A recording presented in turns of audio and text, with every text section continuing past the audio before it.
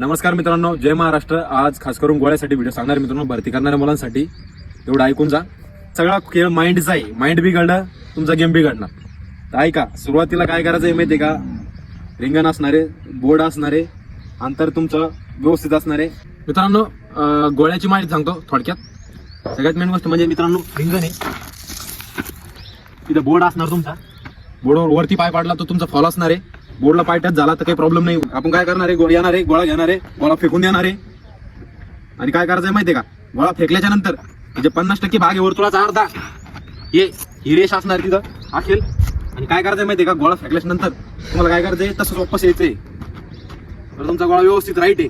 आणि जर तुम्ही गोळा फेकला, तुमचा हात पुढे पडला किंवा तुम्ही गोळा फेकला आउट ऑफ गेला आणि त्याच्यानंतर तुम्ही ह्या रेषेच्या समजा इथून गेले किंवा इकडे गेले तर तुमचा सरळ सरळ गोळा फॉल देण्यात येणार आहे. तर मित्रांनो, काळजी राहून द्या, लक्ष असू द्या. आणि गोळा फेकताना व्यवस्थित फेका. हातात जोपर्यंत गोळा बसत नाही तोपर्यंत फेकू नका. हातात व्यवस्थित गोळा धरा, एकदम मस्त बसा त्याला हातात. आणि मग मस्त व्यवस्थित स्टेप घ्या. आणि स्टेप घेतल्याच्या नंतर गोळा मस्त फेकून द्या. आणि पहिलाच गोळा फेकायचा प्रयत्न करा. पहिला जर तुमचा फॉल गेला तर तुमचा माइंड बिघडणार आणि सगळा खेळ बिघडणार. नंतर जे गोळे तुमचे आउट ऑफ जाणार आहे ते पण तुमचे मायनस राहणार. कारण की माइंडवर मित्रांनो सगळा खेळ.